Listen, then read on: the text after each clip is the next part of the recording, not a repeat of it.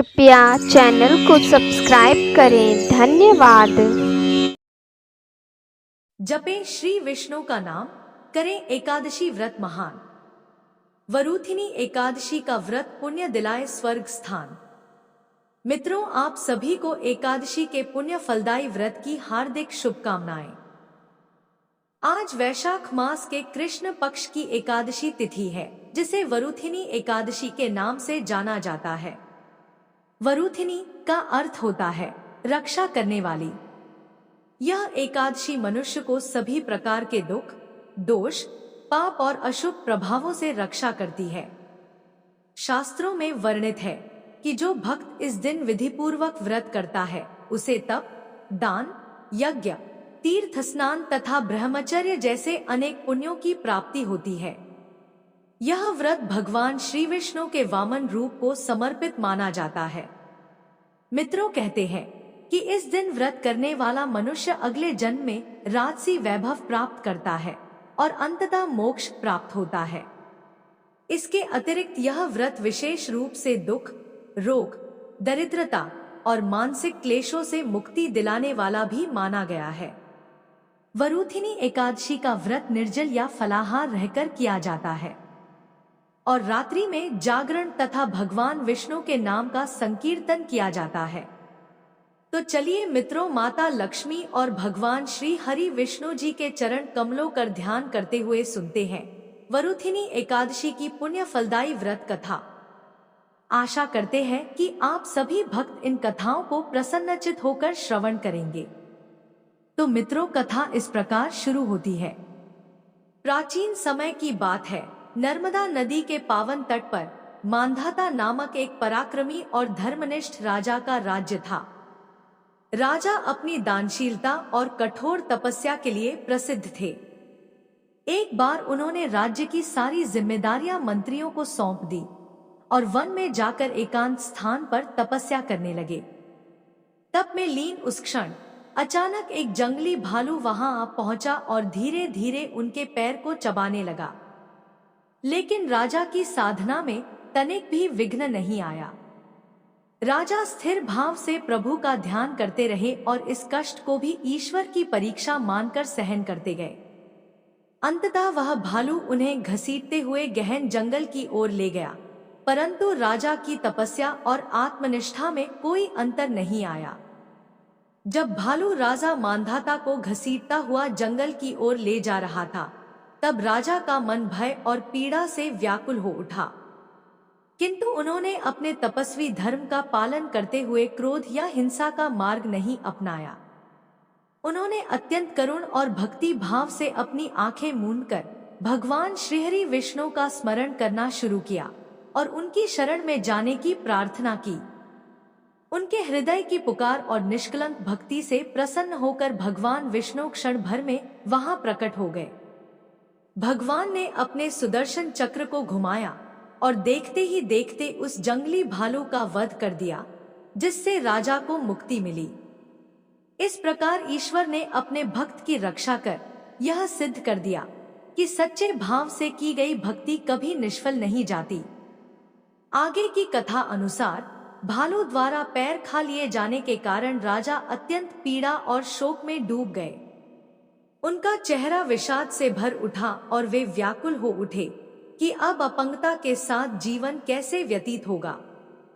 भगवान विष्णु ने जब अपने प्रिय भक्त को इस प्रकार दुखी देखा, तो उन्होंने स्नेहपूर्वक सांत्वना दी और कहा, वत्स, शोक मत करो, यह तुम्हारी भक्ति की परीक्षा थी। फिर उन्होंने राजा को निर्देश दिया कि वे मथुरा जाकर वरूथिनी एकादशी का विधिपूर्वक व्रत करें और वहां मेरी वराह अवतार की मूर्ति की श्रद्धा से पूजा करें। भगवान बोले कि इस पुण्य व्रत और पूजन के प्रभाव से तुम्हारा शरीर फिर से पूर्णतः स्वस्थ और सबल हो जाएगा। साथ ही उन्होंने बताया कि यह भालू द्वारा काटा जाना तुम्हारे पूर्व जन्म के कर्मों का फल था, जो अब समाप्त हो गया है। भगवान विष्णु की आज्ञा को शिरोधार्य कर राजा मांधाता ने बिना विलंब किए मथुरा की यात्रा की और वहां पवित्र मन से वरूथिनी एकादशी का व्रत प्रारंभ किया। उन्होंने व्रत के सभी नियमों और विधियों का अत्यंत श्रद्धा और भक्ति भाव से पालन किया तथा भगवान के वराह अवतार की भव्य मूर्ति की विधिवत पूजा की।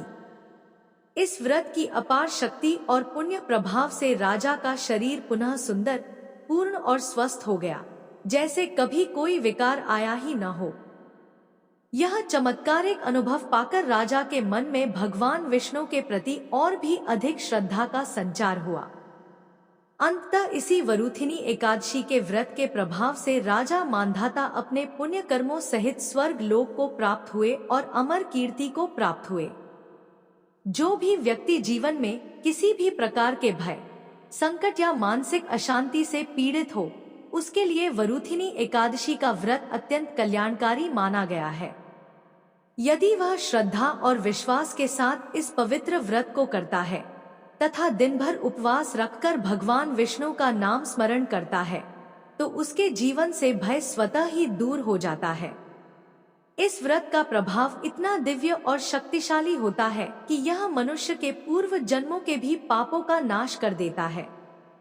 यह न केवल भय का निवारण करता है, बल्कि व्यक्ति को शांति, सुख और आध्यात्मिक उन्नति की ओर भी अग्रसर करता है। अंततः इस व्रत के प्रभाव से साधक को मोक्ष की प्राप्ति होती है, जो जीवन का परम लक्ष्य है। पहली कथा समाप्त हुई, तो बोलिए मित्रों, जय श्री हरि विष्णु, जय मां लक्ष्मी। अब सुनते हैं दूसरी कथा। गर्ग संहिता में एक सुंदर संवाद है, जहां वृंदावन की गोपियां श्रीमती राधारानी से कहती हैं, हे दिव्य स्वरूपिणी कमललोचने, श्री कृष्ण आप पर पूर्ण रूप से आश्रित हैं। हमें कृपया कोई ऐसा व्रत बताएं जिससे हम भी श्री कृष्ण को प्रसन्न कर सके। तब राधारानी कहती हैं कि श्री कृष्ण की प्रसन्नता के लिए एकादशी का व्रत करो। ये एकादशी देवी और कोई नहीं बल्कि साक्षात श्री हरि का ही प्रतिबिंब है। इस एकादशी व्रत से श्री हरि साक्षात अपने भक्तों के वश में हो जाते हैं। भगवान की भक्ति ही सबसे बड़ा धन है और यह भक्तों के पास होता है। इसीलिए मित्रों, अब हम सुनेंगे एकादशी माता की व्रत कथा। गालव मुनि का भद्रशील नामक एक पुत्र था। भद्रशील ने बाल्यावस्था से ही एकादशी माता का व्रत पूजन आरंभ कर दिया था। भद्रशील सच्ची श्रद्धा और निष्ठा भाव से पूरे दिन एकादशी का व्रत करते और कथा सुनते। शाम के समय ब्राह्मणों को भोजन करवाया करते तथा पूरी रात्रि श्रीमन नारायण हरि हरि का जाप किया करते। इसके बाद अगले दिन यानी कि द्वादशी को एकादशी व्रत का पारण करके ही भोजन ग्रहण किया करते थे। गालव मुनि ने अपने पुत्र को इतना कठिन पूजा पाठ करने से कभी नहीं रोका, लेकिन एक दिन बाल्यावस्था में पूरे दिन उपवास करने के कारण भद्रशील का स्वास्थ्य बिगड़ने लगा और वो बेहोश होकर भूमि पर गिर पड़े। जब गालव मुनि को इस बात का पता चला तो वो तुरंत ही अपने पुत्र से मिलने पहुंचे। अपने पुत्र की ऐसी दशा देखकर मुनि को बहुत ही पीड़ा हो रही थी। जब थोड़े समय बाद भद्रशील को होश आया तो मुनि ने अपने पुत्र से पूछा कि हे पुत्र, तुम इतनी छोटी आयु में इतना कठिन उपवास क्यों कर रहे हो और तुम्हें इस उपवास के बारे में किसने बताया है? भद्रशील ने कहा, पिताश्री, मैं कई जन्मों से इसी प्रकार से एकादशी का पुण्य फलदायी उपवास करता आ रहा हूँ। आम तौर पर किसी को भी अपना पिछला जन्म याद नहीं रहता है। जब तक बालक माँ के गर्भ में होते हैं तब तक उन्हें उनके पिछले जन्मों की सभी बातें और कर्म याद रहते हैं, लेकिन बालक का जन्म होने से ठीक पहले ही यह स्मृति मिट जाती है। परंतु भद्रशील को अपने पिछले जन्म की याद उस वर्तमान काल में भी थी और इसका कारण थी यह एकादशी व्रत की शक्ति, जिसका भद्रशील पालन किया करते थे। उन्होंने अपने पिता से कहा कि वे कई जन्म पूर्व में धर्मकीर्ति नामक राजा हुआ करते थे। धर्मकीर्ति के रूप में मैं बहुत ही क्रूर राजा हुआ करता था। मेरे राज्य की प्रजा मुझे बिल्कुल भी पसंद नहीं करती थी, क्योंकि धर्मकीर्ति के रूप में मैं उन पर बहुत अत्याचार किया करता था। जीवन में ऐसा कोई पाप नहीं बचा था जो मैंने ना किया हो। और इसी प्रकार से मेरा जीवन व्यतीत हो रहा था। एक समय की बात थी कि राजा धर्मकीर्ति सूर्य उदय होने से पहले ही अपने सैनिकों के साथ शिकार पर गया हुआ था। वहां पर उसने जंगल में एक अत्यंत ही सुंदर और आकर्षक हिरण को देखा। राजा को वो हिरण बहुत ही मोहित कर रहा था और वो हिरण अब किसी भी कीमत पर राजा को चाहिए था। राजा ने उस हिरण को पकड़ने के लिए अपने सैनिकों को उसके पीछे भेजा और उसको चारों ओर से घेरने के लिए कहा। राजा ने जब देखा कि वो हिरण भागने की कोशिश कर रहा है, तो धर्मकीर्ति ने कहा कि जो भी सैनिक हिरण को भागने देगा, उसका पूरा परिवार मार डाला जाएगा। जब उस हिरण ने यह सुना तो सोचने लगा कि बेचारे सैनिक, अगर मैं किसी भी सैनिक के पास से भागा तो इनके परिवार को यह दुष्ट राजा अवश्य ही मार देगा, और मैं नहीं चाहता कि मेरे कारण किसी भी निर्दोष प्राणी का अहित हो। इसलिए हिरण किसी सैनिक के पास से भागने के बजाय राजा के पास से निकल भागा। यह सब देखकर अब तो राजा ने अकेले ही हिरण का पीछा करना शुरू कर दिया और अंत में खुद को एक घने जंगल के बीच में पाया। सूर्यास्त होने के कारण राजा उस घने जंगल के अंदर फंस गया और अब राजा को हिरण कहीं भी दिखाई नहीं दे रहा था।